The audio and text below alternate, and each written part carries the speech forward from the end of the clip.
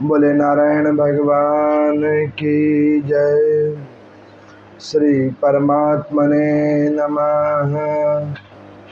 गुरु ब्रह्मा गुरु विष्णु गुरुदेवो महेश्वर, गुरु साक्षात् परब्रह्म तस्मै श्री गुरुवे नमः।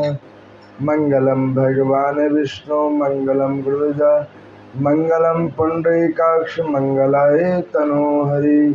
हरे कृष्णा कृष्णा कृष्णा हरे हरे, हरे राम राम राम हरे हरे। श्री विष्णु महापुराण की अमृतमय कथा, जिस कथा को गत आज 20 दिनों से हम लोग श्रवण कर रहे हैं, उसी कथा के क्रम में आज 21वें दिन की कथा है। ऐसी अद्भुत कथा जिसमें नारायण भगवान के कृष्णा अवतार की उन आनंदमय लीलाओं का रसास्वादन आप और हम सब लोग एकत्रित होकर कर रहे हैं। उसी क्रम के अंदर में मैंने कल की कथा के अंदर में आप सब लोगों को भगवान श्री कृष्ण जी की 2 अद्भुत लीलाओं की कथा को सुनाया था, जिसमें भगवान ने चीरहरण लीला की। उस कथा को आप लोगों ने श्रवण किया, जिसके अंदर में भगवान ने एक शिक्षाप्रद सब समाज के अंदर में एक सूचना दी कि समाज में परिधान की अपनी महिमा है। ये कल की कथा में आप लोगों ने सुना। उसके बाद भगवान श्री कृष्ण जी ने महारास, उसकी कथा भी आप लोगों ने श्रवण किया, जिसमें पराशर जी ने कहा कि ये महारास की कथा कोई स्त्री अथवा पुरुष के कामिक श्रोत्र की कथा नहीं, ये एक भक्त और भगवान की कथा है, जिसको कल मैंने आप लोगों को कथा रूप में श्रवण करवाया और आप लोगों ने भी भावनिष्ठा रूप से इन कथाओं को श्रवण किया। वस्तुत रूप में भगवान श्री कृष्ण की और बहुत सारी ऐसी पवित्र लीलाएं हुई हैं, जिन लीलाओं को श्रवण करके जीवात्मा उन कथाओं को श्रवण करके अपने अंदर में परिवर्तन लाए और अपने जीवन का ध्येय उसे प्राप्त हो और उसके निमित्त होकर वो अपने कल्याण और सद्गति को प्राप्त करे। ये हमने कल तक की कथा में श्रवण किया। अब आज की कथा के अंदर में पराशर जी से मैत्रेय जी ने पूछा कि प्रभु, जब भगवान श्री कृष्ण जी ने ये रसो उत्सव का पर्व उस ब्रज के मंडल में वृंदावन के अंदर में किया, तो उस रसो उत्सव के बाद में भगवान श्री कृष्ण जी ने कंस का उद्धार कब किया, कंस आदि पापियों का उद्धार कैसे किया, जो मथुरा वासी थे उनके ऊपर प्रभु ने कल्याण किस प्रकार किया, कृपा करके उस कथा को भी आप हमें श्रवण कराएं।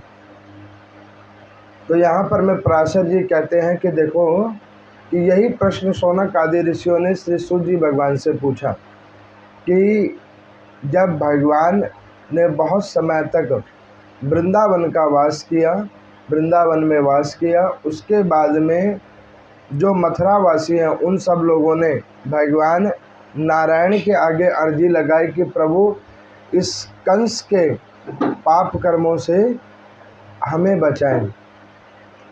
तो भगवान श्री कृष्ण जी को जब कंस को पता लगा कि भगवान श्री कृष्ण वृंदावन के अंदर में है, तो उसने वहाँ पर 2 असुरों को भेजा, जिसका नाम था वृषभासुर और केशीसुर। जो वृषभासुर है वो बैल का रूप लेके आया और जो केशी नाम वाला असुर है वो घोड़े का रूप लेके आया, अश्व का रूप लेके आया। इस कथा से 2 मूल बातें समझ में आती है। एक, कर्म साक्षी बैल जो व्यक्ति का कर्म का स्वरूप है, कर्म का बोधक है। अगर कर्म अच्छे नहीं होंगे तो आप चाहे कितना भी भजन करो, कितना भी पूजन करो, वो देव स्वीकार्य नहीं होगा। इसलिए कि कर्म को शुद्ध करना चाहिए। जहाँ पर में कर्म शुद्ध होगा वहीं पे परमात्मा की कृपा होगी। और अष्ट समान गति, जीवन की गतिशीलता तभी तक बरकरार होती है जहाँ पर भगवत कृपा होती है, वो अश्वरूपी है। अब वो कंस ने अपने कर्म भी भगवान के आगे रखे कि प्रभु मेरे कर्म अच्छे नहीं हैं और ना ही मेरी गति भी सही दिशा में जा रही है। तो भगवान श्री कृष्ण जी ने उन दोनों असुरों को मृत्यु प्रदान किया। इस प्रकार से जब दोनों असुरों की मृत्यु हो गई तो कंस को पता लगा कि भगवान श्री कृष्ण कोई साधारण बालक नहीं है, मानवीय बालक नहीं है।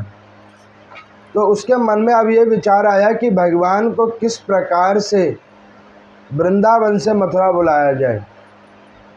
अब श्री कृष्ण जी ने क्या किया कि जब नाना प्रकार के उनके ब्रजवासियों को कष्ट होने लगा तो उनके कष्टों को देखकर भगवान श्री कृष्ण ने अपने मन से योग माया को कहा कि जाओ और कंस को कुछ इस प्रकार से समझाओ कि वो कैसे भी करके मुझे बुलावा भेजे मथुरा के अंदर में। देखो, आदमी अपने प्रारब्ध की ओर स्वयं चला जाता है, उसको किसी प्रकार से बुलाना अथवा ले जाना नहीं पड़ता, वो स्वयं ही अपनी जगह पे पहुंच जाता है। आप देखो, कई बार ऐसा होता है कि हम, एक छोटा सा उदाहरण मैं आपको बताऊँ। अभी पीछे उत्तर काशी में बाढ़ आई, दिल्ली से परिवार उत्तर काशी घूमने के लिए गया, बाढ़ आई और उसमें सब चले गए, कोई बंदा नहीं बचा उसमें। अब आप ये देखो कि स्थान कितना प्रबल है, आदमी को खुद ही बुला लिया वहाँ पर, पूरे परिवार समेत ही बुला लिया। अब जैसा जैसा जिसका प्रारब्ध होता है ना, वो स्थान अपने आप व्यक्ति को उस जगह पे बुला लेता है और वो व्यक्ति स्वयं चल के जाता है, कोई दूसरा नहीं लेके जाता उसे, वो स्वयं लेके जाता है। अब कंस जी को समझ नहीं आई तो योग माया ने कंस को दर्शन दिया कि कंस, ये छोटे मोटे असुरों को तू क्या भेज रहा है, इससे तो तेरी संतति और ख़त्म हुई जा रही है। एक काम कर, तू भगवान को ही अपने पास बुला ले, उसमें क्या होगा, कम से कम तेरी संतति तो बच जाएगी। तू भगवान को अपने पास बुला ले और अपना जो भी तेरी कामना उसको पूर्ण कर। अब ये कंस ने स्वप्न देखा है, हम लोग भी स्वप्न देखते हैं। स्वप्न के कई प्रकार होते हैं, शुभ सूचक और अशुभ सूचक। जो शुभ सूचक जो स्वप्न होते हैं उसको देखने के बाद आत्मीय संतुष्टि होती है, और अशुभ सूचक जब हम देखते हैं तो आत्मा में अतृप्ति उत्पन्न होती है। अब इस प्रकार से कंस ने जब ये योग माया के द्वारा स्वप्न को देखा तो उसने प्रातः काल अब अपने राज्य में देखा कि मैं किसको कहूँ जो भगवान को लेके आ सके, क्योंकि उसके तो जितने भी मंत्रीगण थे सब थे, वो सब क्रूर थे, पापी थे। अब उनमें एक ही अक्रूर था जिनका नाम अक्रूर जी था, जो स्वभाव से भी निर्मल और परमात्मा को मानने वाले। अच्छा, आप देखो, इतने दिन में आपने कई कथाओं को सुना, आपने गौर किया होगा भगवान किसके घर आए, जिसने श्रद्धा रखी, आस्था रखी, विश्वास रखी, परमात्मा केवल उसी के यहाँ पे आए। अच्छा, असुर ने भी आवाहन किया, लेकिन वो परमात्मा उसे दर्शन तभी दिया जब उसके अंदर में श्रद्धा और विश्वास हुई, और जहाँ पर श्रद्धा और विश्वास की कमी होती है वहाँ पे परमात्मा कभी भी नहीं पहुँचती।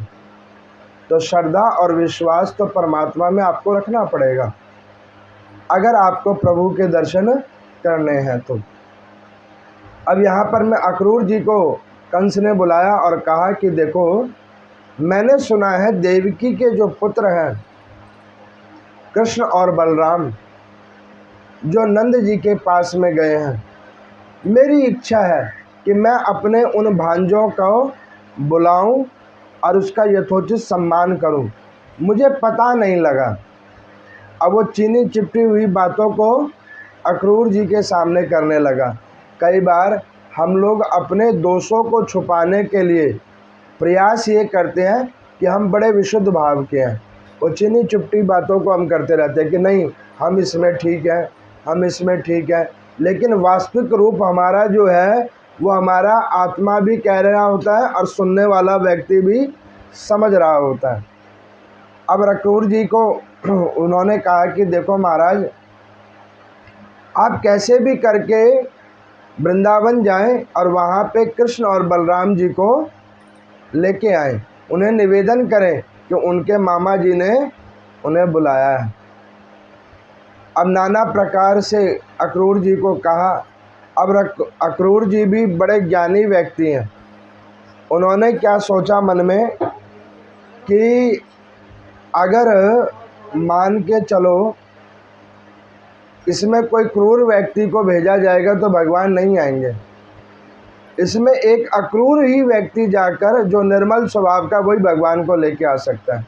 तो उन्होंने अक्रूर जी को कहा कि जाएं और आप भगवान को लेके आएं। अक्रूर जी भी समझ गए कि जब व्यक्ति का विनाश नज़दीक होता है तो वो ऐसे ही कार्य किया करता है। अब वो वहाँ पे वृंदावन में गए।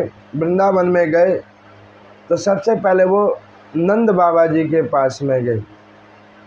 नंद जी जानते हैं कि अक्रूर भी एक उन्हीं के समान साधु भाव वाले व्यक्ति हैं। नंद जी ने उनका बड़ा अवभगत किया, आदर सत्कार किया। उनको पूछा कि महात्मन आप किस कार्य से वृंदावन में आए हैं? तो उन्होंने क्या उत्तर दिया कि देवकी के जो दोनों पुत्र हैं वो अब उन्हें उचित समय आ गया है उन्हें वापस करने का। उन्होंने ये नहीं कहा कि कंस का मृत्यु देने के लिए भगवान को दो, वो भी समझदार हैं। उन्होंने भी सोचा कि अगर मैं ऐसे कह दूंगा तो शायद नंद बाबा मना ना कर दें। उन्होंने कहा कि देवकी और वसुदेव की जो दोनों संतानें हैं जिसका लालन पोषण आपने किया है वो उन्हें वापस दे दें। देखो हमारी और आपकी प्रवृत्ति किस प्रकार की है कि मान के चलो कोई व्यक्ति हमें कोई वस्तु दे प्रयोग करने के लिए, तो हम क्या करते हैं धीरे धीरे उसके मालिक ही बन जाते हैं। हमारी पूरी प्रयास होती है कि वो वस्तु हमसे छीनी ना जाए। जैसे ये शरीर है, परमात्मा की दी हुई वस्तु है, हम प्रयास करते हैं कि इसके हम पक्के मालिक बने और खूब इसके ऊपर यत्न करते हैं और करते जाते हैं। और परमात्मा देखो समझा रहा होता है कि ये तुम्हारी वस्तु नहीं है, ये वस्तु मेरी है। और हम क्या करते हैं, हम अपना प्रयास करते रहते हैं। अब प्रयास किस प्रकार से करते हैं वो देखो, कोई व्याधि आती है, हम उसकी फटाफट जाके दवाई ले आते हैं, ये वस्तु हमारी है। उसके बाद में और तबीयत ख़राब होती है हमारी, हम डॉक्टर के पास में जाके एडमिट हो जाते हैं, कैसे भी इसको संभालो क्योंकि ये वस्तु हमारी है। और ऐसे वस्तु संभालते संभालते उम्र बीत जाती है, और जब उम्र बीत जाती है और जब हमारे कर्मानुसार जो भी हमारे कर्म होते हैं उस अनुसार जो गण हमें अंतिम समय में दिखते हैं वो हमें कह देते हैं कि भैया ये वस्तु तुम्हारी नहीं है, ये वस्तु जिनकी है वो अब अपने आप ले जाएंगे, अब तुम्हें यहाँ से इस वस्तु का भी परित्याग करना पड़ेगा। तो जो समझदार व्यक्ति है उसको ये समझना चाहिए कि ये वस्तु, ये शरीर परमात्मा का है, आपको कर्म भोगने के लिए मिला हुआ है। जब तक कर्म भोगने के लिए मिला है तब तक इस शरीर का उपभोग करो और इससे सत्कर्म करो, ताकि जब ये शरीर आपके पास से छूटे तो आपके मन में ये कोई पश्चाताप नहीं होना चाहिए कि परमात्मा ने हमें मानव शरीर दिया था लेकिन उसका हम सदुपयोग नहीं कर पाए। आप देखते हो ना, कई बार हमारी ऐसी स्थिति हो जाती है कि कोई उपलब्धि मिलने के बाद जब वो एकदम से हाथ से निकलती है तो हमें लगता है कि ओहो इसका हमने सही से प्रयोग नहीं कर पाए। अच्छा होता समय रहते हम ये कर लेते, लेकिन वो बाद में पछतावा करने से क्या लाभ जब चिड़िया चुग गई खेत, अब पछताए होत क्या। जब सब कुछ चुग ही जाएगा तो आप पछतावा करके क्या करोगे। अब नंद जी समझदार हैं, उन्होंने आज तक यशोदा जी को बतलाया नहीं था कि ये तुम्हारा बेटा नहीं है, नहीं तो क्या पता भाव में कमी आ जाती। जबकि यशोदा भी, मैंने आपको कथा में बतलाया था कि वो साधारण भक्त नहीं है नारायण भगवान के, 3 जन्मों से तपस्या की है परमात्मा की प्राप्ति के लिए। नंद जी गए, उन्होंने सबसे पहले यशोदा जी को बोला कि देवी, ये जो दोनों बालक हैं, जो रोहिणी का पुत्र है और जो तुम्हारे पास में जिसे तुम अपना पुत्र मानती हो, ये तुम्हारा पुत्र नहीं है, ये देवकी और वसुदेव के पुत्र हैं। इसका साक्षी मैं हूँ। मैंने ही तुम्हारे से उत्पन्न बेटी को उनके हाथ में दे दिया था, जो श्री हरि भगवान की लीला थी, और ये श्री हरि भगवान तुम्हारे दरवाजे आए थे। अब इस बात को जब सुना उन्होंने तो वो वहीं पे बेहोश होकर यशोदा जी गिर गई कि ये क्या कह रहे हैं, और वो भी अब इतना समय निकल गया तब कह रहे हैं। अब नंद जी ने कहा अक्रूर जी को कि देखो, मेरी घर की स्थितियों से आपकी परिस्थिति पे कोई प्रभाव नहीं पड़ना चाहिए, आप भगवान को ले जाइए। अब आप ये देखो, ये बड़ी गूढ़ बात उन्होंने कही कि हमारी क्या स्थिति है इसका कोई मूल्यांकन नहीं है, और ना ही कोई ये इतनी अहम बात है। हमारी परिस्थिति क्या होने वाली है वो प्रमुख बात है। हम अभी क्या कर रहे हैं ये कोई बात नहीं है, इसको करने के बाद क्या फल निकलेगा वो बहुत बड़ी बात है। इसलिए कि सोच समझ के कर्म करना चाहिए। अब यहाँ पर मैं अक्रूर जी ने देखा कि वाकई नंद बहुत ज्ञानी है। अब उन्होंने, नंद बाबा ने कहा कि देखो, मेरे लाला अभी घर में नहीं आए हैं, आप उनको बाहरी बाहर ले जाओ, क्योंकि अगर यशोदा ने उसे देख लिया तो शायद वो जाने नहीं देगी। आप बाहर जाओ और बाहरी बाहर उन दोनों को ले लो, क्योंकि एक माता का जो मन होता है वो बड़ा कोमल और वात्सल्य स्वरूप होता है, उसको ये दुख झेला नहीं जाएगा। अब जब इसे सुध आएगी तो मैं अपने आप संभालूंगा, लेकिन आप उसे बाहरी बाहर ले जाओ। अब अक्रूर जी भगवान श्री कृष्ण जी को ढूंढने के लिए जमुना किनारे आ गए, जहाँ पर भगवान श्री कृष्ण अपनी सखाओं के साथ में बैठे हुए हैं। भगवान के बाएं हाथ में राधा रानी जी बैठी हुई हैं, आपस में कोई वार्ता हो रही है। अक्रूर जी ने सोचा कि मैंने शास्त्रों में सुना था नारायण भगवान अवतार लेते हैं, क्या ऐसे ही नारायण भगवान है जो मानवों के बीच में बैठे हुए हैं, कोई हंसी कर रहा है, कोई मजाक कर रहा है, कोई कुछ कह रहा है, कोई कुछ समझ रहा है, और ये प्रभु वहाँ बैठे हुए हैं। अब इसको देखकर उनके मन में आया कि ये भगवान है या नहीं है, ऐसा मन में विचार आया। लेकिन उन्होंने सोचा चाहे जो भी है, मेरे को जो कार्य मिला है उसको मुझे करना चाहिए, और सच्चा और श्रद्धावान भक्त वही है जो ये सोच ले कि पूजा चाहे किसी भी प्रकार की हो, मुझे भक्ति करनी है तो भक्ति करनी है। और उद्धार भी उन्हीं का होता है जो एक निष्ठ होकर देव पूजा करता है। अब इस प्रकार से अक्रूर जी गए और उन्होंने भगवान को देखा, और ये तो भगवान की स्वयं इच्छा थी कि अब कंस के ऊपर में विराम लगाया जाए। तो वहाँ पर राधा रानी ने पूछा कि कान्हा, ये व्यक्ति कौन है।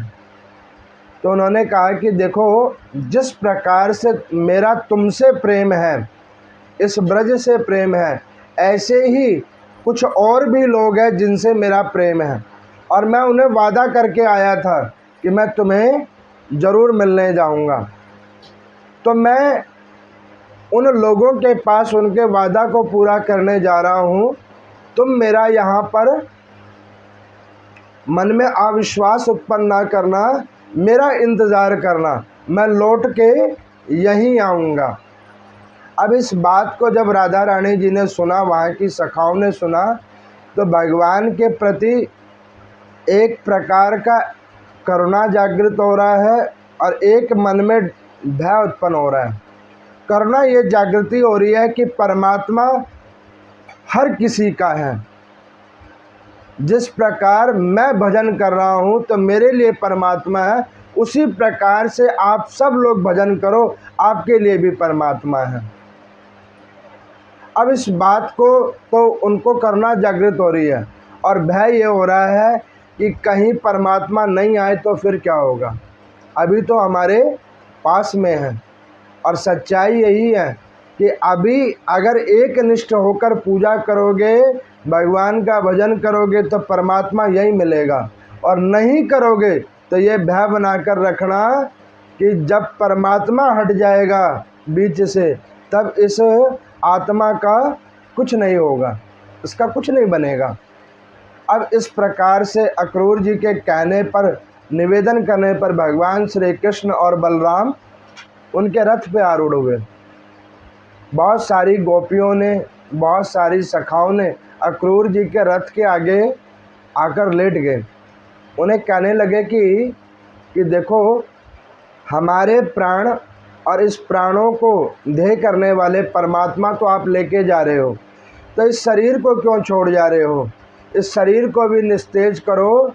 हमारा परमात्मा जिधर जा रहा है उसी परमात्मा के पास हमारे प्राणों को भी पहुंचा दो।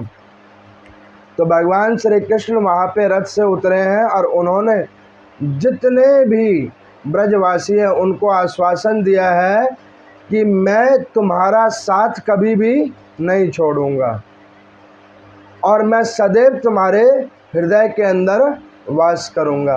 और यहाँ पर पराशर जी मैत्रेय जी को कहते हैं कि जो वैष्णव है, जो भगवान श्री हरि का परम अनन्य भक्त है, उसका साथ कभी प्रभु नहीं छोड़ते।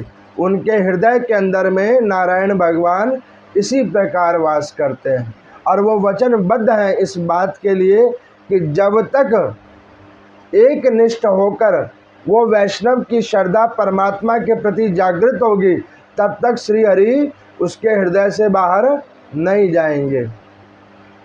अब इस प्रकार से भगवान के आश्वासनों के बाद, बहुत मनाने के बाद ब्रजवासियों ने भगवान की रास्ता को छोड़ा।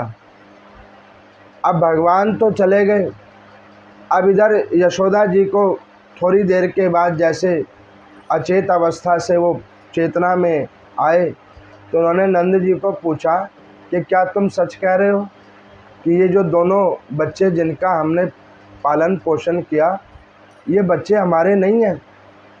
अब नंद बाबा वहाँ पे कुछ बोल नहीं रहे हैं, चुप हैं और सिर्फ यशोदा के मुख को देख रहे हैं।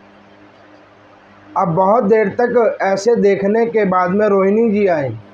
उन्होंने कहा कि भैया, बलराम जी तो मेरे गर्भ से उत्पन्न है, क्या वो भी मेरा बेटा नहीं है? तो इस पर में वो कहने लगे कि देखो, ये बेटा तुम्हारा नहीं है, ये बेटा देवकी का है, जो भगवान श्री हरि की माया से संकर्षण करके तुम्हारे गर्भ में लेके आए थे। तुम्हें याद है ना कि तुम गर्भवती नहीं थी, लेकिन अनावश्यक और ऐसी स्थिति हुई जो तुम्हारे गर्भ के अंदर में योग माया के द्वारा ये बालक को दिया गया था। रोहिणी जी ने कहा कि हाँ, ये मुझे ध्यान है। तो उन्होंने कहा कि ये बात तुम अपनी बहन को समझाओ कि ये जो बच्चे हैं वो हमारे नहीं हैं। अब यशोदा जी ने कहा कि देखो, अगर ये बच्चे हमारे नहीं थे तो किसी ने जन्म देकर हाल कैसे हमारे पास छोड़ रखे थे? तो उन्होंने कहा यही परमात्मा की कृपा है। हर प्रकार, हर यून में उन्हें जन्म दिया हुआ है। कोई पशु बना हुआ है, कोई जीव बना हुआ है, कोई पक्षी बना हुआ है, कोई मानव बना हुआ है, लेकिन हम उस परम पिता के बच्चे हैं।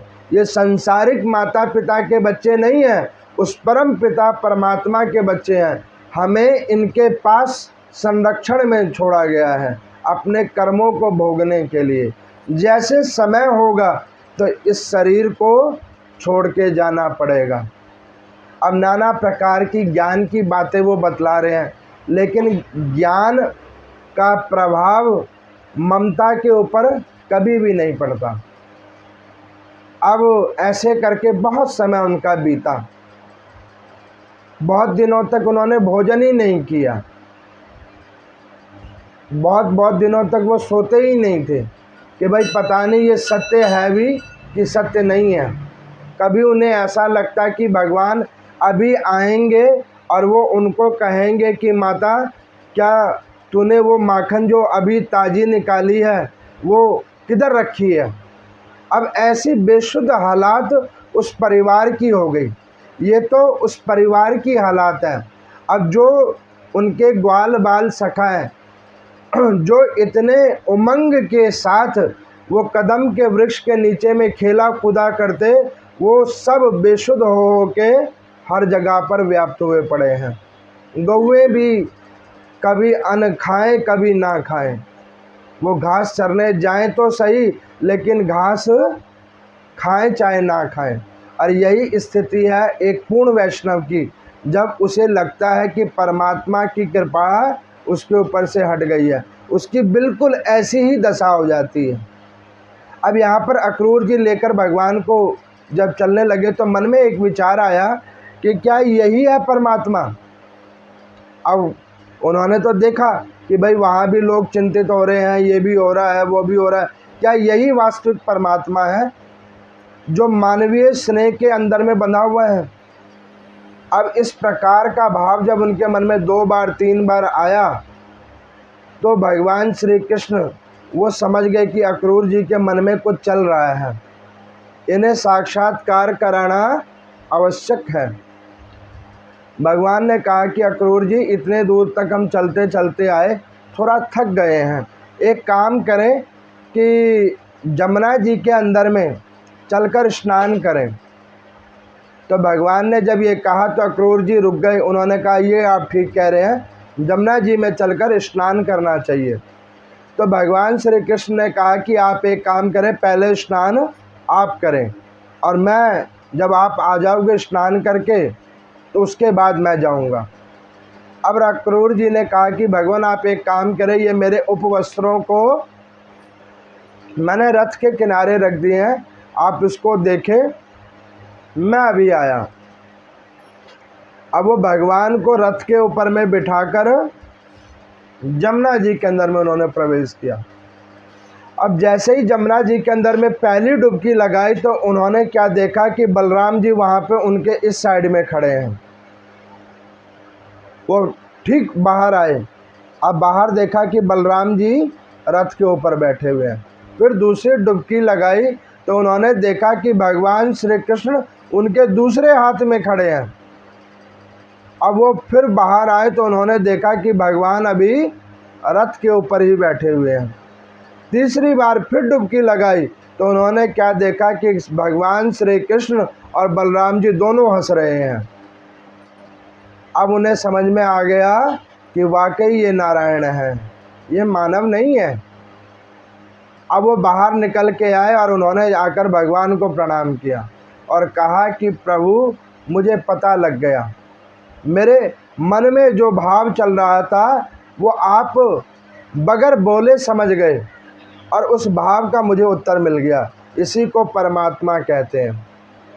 आपके मन में क्या हो रहा है ये वो जानता है, या गुरुदेव भगवान जानते हैं कि इसके मन में क्या हो रहा है, और उसके बाद में उसका उत्तर आपको बगैर बोले ही अगर वो दे दें तो जान लेना कि यही नारायण है, और कोई नारायण नहीं है, नारायण यही है। अब इस प्रकार से भगवान मथुरा पहुँचे। मथुरा पहुँचे तो वहाँ पर में कंस को पता लग गया कि अक्रूर जी भगवान को लेकर आ गए। तो उसने सबसे पहले क्या किया, एक गज को मदिरा खूब पिलाया और उसको उनके रथ के आगे छुड़वा दिया ताकि वो गज के पाँव के नीचे आकर वो कुचला जाए। लेकिन उसे ये नहीं पता कि जो परमात्मा तुम्हारे ज्ञान विवेक को अभी इस प्रकार करके वो इस जगह पे आए हैं, तो क्या वो गज को नहीं संभाल पाएंगे? अब उसने गज को छोड़ा, वो मदरा पिया हुआ गज मति मूड होकर भगवान श्री कृष्ण और बलराम जी के रथ की ओर भागा। बलराम जी ने कहा कि कन्हैया, अब काम यहीं से शुरू करें कि थोड़ी देर के बाद शुरू करें? तो भगवान ने कहा कि सोचना क्या है, शुरुआत यहीं से करें। अब भगवान की आज्ञा पाकर बलराम जी नीचे उतरे और उन्होंने गज की सूंड पकड़ी और उसको 3 बार घुमाकर फेंका। अब इस दृश्य को देखकर जो मथुरा के वासी थे, जो कंस के प्रकोप से, उसके पाप कर्मों से दुखी थे, वो बड़े प्रसन्नचित हो गए। जगह जगह नारायण भगवान की स्तुति होने लगी, क्योंकि वो भगवान श्री कृष्ण नहीं जानते, वो भगवान नारायण जानते हैं। नारायण भगवान की स्तुति होने लगी कि परमात्मा आ गए हैं। अब ये कंस को पता लगा कि उस गज को, जिसकी असीमित बल है, उसको बलराम जी ने 3 बार घुमाकर फेंक दिया है। ये कोई साधारण नहीं है। मन कह रहा है कि साधारण नहीं है, लेकिन पापी शरीर और उसको जुड़े हुए लोग कह रहे हैं कि ना, ये एक साधारण बालक है। आप देखो, हम लोग कभी भी कोई कर्म करते हैं तो हमारी आत्मा कहते हैं ये काम ठीक नहीं हो रहा, लेकिन पापी मन कहता नहीं, यही ठीक है, इसको कर। और उसी चक्कर में हम फंस जाते हैं। वो जो मन कहता है ना, उसी के चक्कर में। मान के चलो, देखो अभी आप लोग ये कथा सुन रहे हो, कईयों का मन कह रहा होगा कि ये कथा कितने बजे ख़त्म होएगी, तो घर पे ये काम होगा। कई सोच रहे होंगे कि यहाँ से जाएंगे तो चाय पीने के बाद कम से कम 1-1.5 घंटे सोएंगे। अब कई ये सोच रहे हैं कि ये कथा तो हमने कई बार सुनी है, इसको सुनकर क्या होगा। और उसके बाद कई ये सोच रहे होंगे कि भाई इससे हमारा क्या बनेगा, ये कथा से कुछ हमारा लाभ होगा कि नहीं होगा। अब ये सारी बातें मन कह रही है।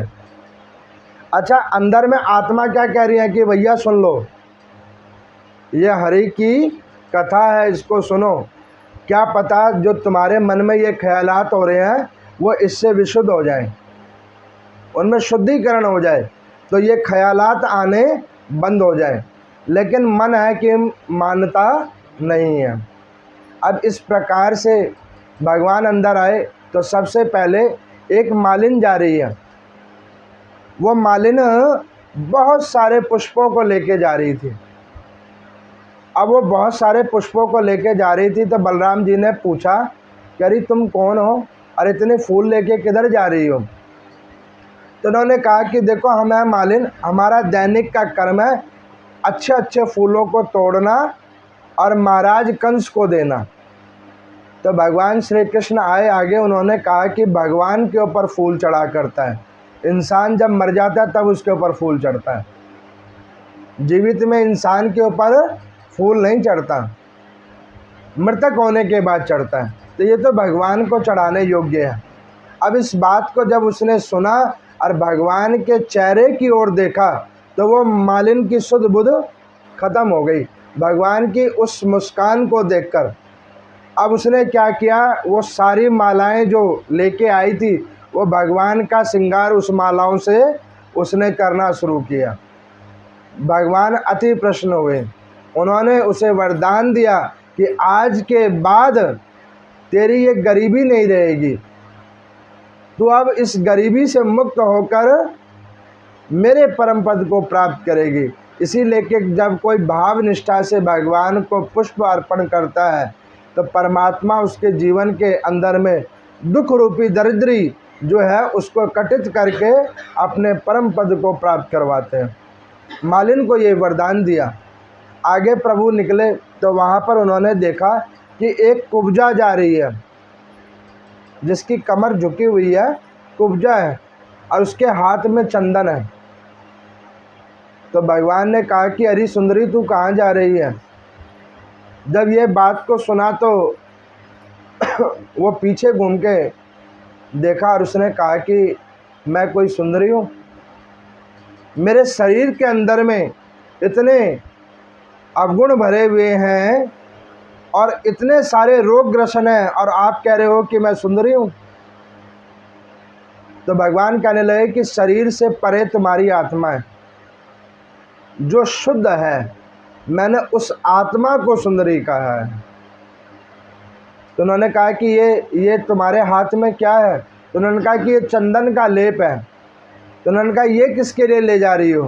तो उन्होंने कहा कि महाराज कंस के लिए, महाराज कंस के लिए।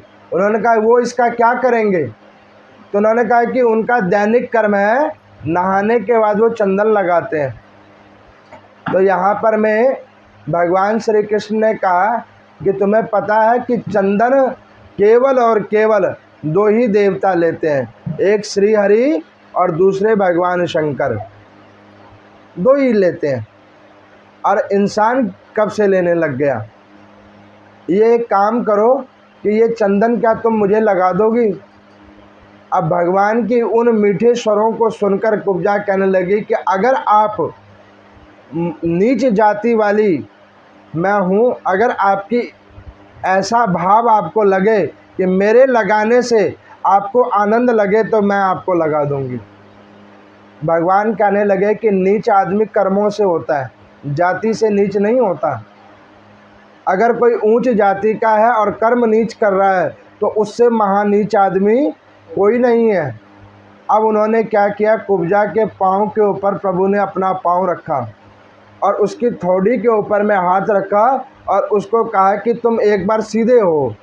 और जैसे ही भगवान का स्पर्श हुआ वो बिल्कुल रूपवान बन गई। भगवान का अद्भुत श्रृंगार किया उसने चंदन से।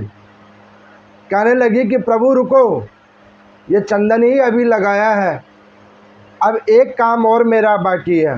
तो उन्होंने कहा क्या? तो वो फटाफट गई और एक इत्र की शीशी और ले आई, भगवान को इत्र और लगाया। जब भगवान को इत्र लगाया तो भगवान ने कहा कि जिस प्रकार से तुमने ये शीतलता और सुगंधि मुझे प्रदान की है, इसी प्रकार से तुम्हारा ये शरीर इतना सुंदर और शोभायमान हो जाएगा जो अनंत अनंत काल तक कई सुंदरियों को परास्त करने लायक होगा। और जब ये क्रम से तुम निर्विक्त हो जाओगी तो अंत में परम पद को प्राप्त करोगे। तो इस प्रकार से भगवान ने, और ये शास्त्रों में वर्णन है, अभी अधिक मास चल रहा है, मैंने पीछे भी बतलाया था आपको कि इस अधिक मास में नाना प्रकार की दानों की महिमा है। तो उसमें सबसे श्रेष्ठ दान जो श्रावण मास की अधिक मास होती है उसमें इत्र का दान होता है। भगवान को इत्र लगाया जाता है। अभी सिंधारा तीज तक भगवान को दैनिक रूप में इत्र चढ़ता है। अब वो इत्र चढ़ाने का अभिप्राय केवल यही है कि जिस प्रकार से प्रभु हम आपकी दहलीज को सुगंधित करके जा रहे हैं, उस प्रकार से हमारे अवगुणों को ना देखकर, इस आत्मिक शरीर से किए गए कर्मों को ना देखकर हमारी आध्यात्मिक जो यात्रा है उसको आप सुगंधित कर देना। ये भगवान के आगे निवेदन किया जाता है इत्र चढ़ाने के माध्यम से। तो इस प्रकार से ये मैंने आपको विष्णु पुराण के पंचम अंश की 22 नंबर अध्याय से लेकर 28 नंबर तक के अध्यायों की कथा को सुनाया है, जिसमें भगवान श्री कृष्ण वृंदावन से चलकर मथुरा आए हैं और मथुरा में आकर ये अपनी उन भक्तों के ऊपर कृपा की है जिन्होंने कई जन्मों से भगवान की आराधना की है, बहुत सारा परित्याग किया है, बहुत सारा त्याग किया है। उनके ऊपर कृपा करने के लिए प्रभु वृंदावन से अब मथुरा आए हुए हैं।